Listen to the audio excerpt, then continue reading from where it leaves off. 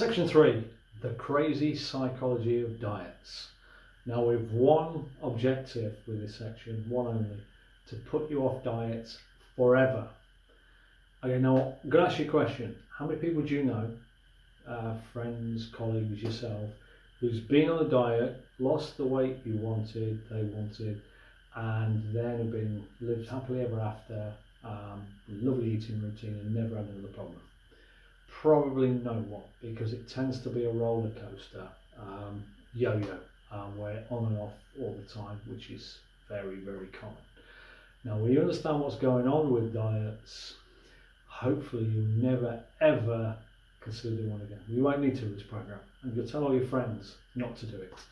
Now, what you've got to understand is what happens when you go on a diet.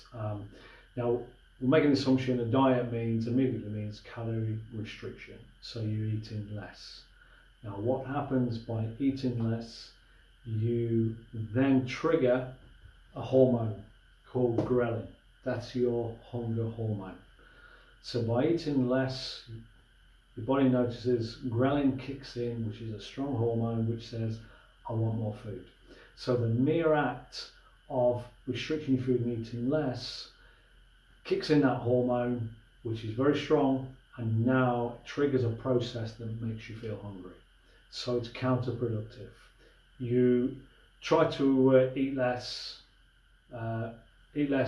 calories, and now mentally in your brain, your hormones are saying, feed me. So you now start obsessing about the thing you're trying to avoid putting in.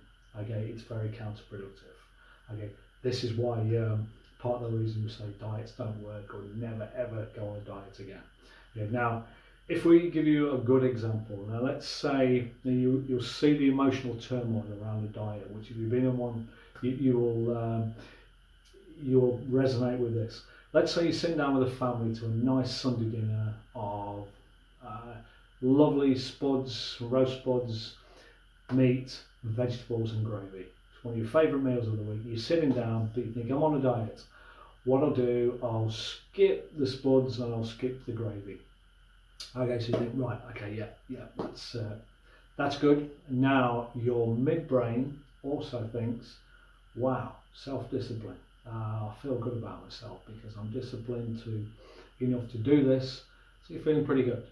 Meanwhile, your right brain likes rhythms and patterns and goes, hold on a minute, for decades, Sunday dinner, we always have spuds and meat and gravy, they go together. It's not happy. And then your brainstem, which responds to the physical stimulus in your body, goes, hold on a minute, what do you mean no spuds? I want that full feeling, that fullness. Yeah, I crave that, that's what I always have. Give me that. So just by restricting, not only are you making this fella go crazy and making you obsess about food, but you've now got this civil war going on in your head with your emotions. Now, as we mentioned in previous videos, these emotional responses are very, very strong. So you're being what you would say, good, I'm not going to have that, I've got to be good. And meanwhile, the chemical processes in your body, which are very, very strong, are pushing you the other way. So you then start to obsess about foods that you're trying not to have. So it's a civil war that starts going on inside your head. Okay, then to make matters worse, you start adding guilt and shame if you don't quite stick to what you think you should be doing. You've got all this emotional turmoil going on, trying to be good, and then now if we take the very best football strikers in the world, they'll typically score 40 to 50% of the matches they play in. The best basketball players in the world, earning millions, will probably only hit about 50% of the shots that they take.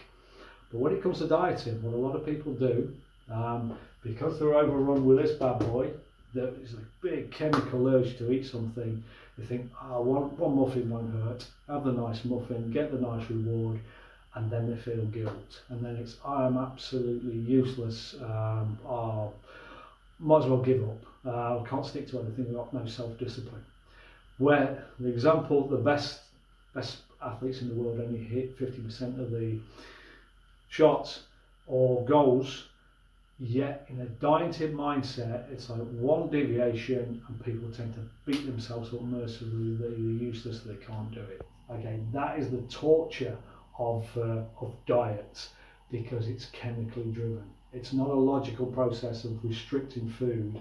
It's chemically, very, very strong chemicals that drive and then mess with your emotions. Hence why diets are not good for you. It's psychological torture. And the whole program, as you already know, is based on eating plenty, feeling full, feeling satisfied.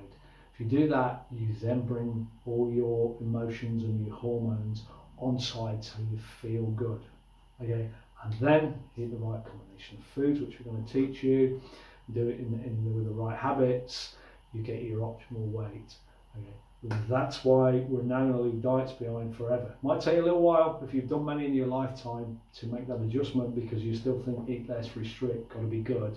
Okay, but we will systematically move you to it as you understand it, and hopefully watch it, laugh at everybody else doing this, going through the torture while you feel full, feel good, feel energized, and still get the weight you want to. Okay, we're now going to get to some big sections coming up. Section 4 is how your mind and body interact, where we're really going to get into detail with this, because it's very important to understand as part of the process.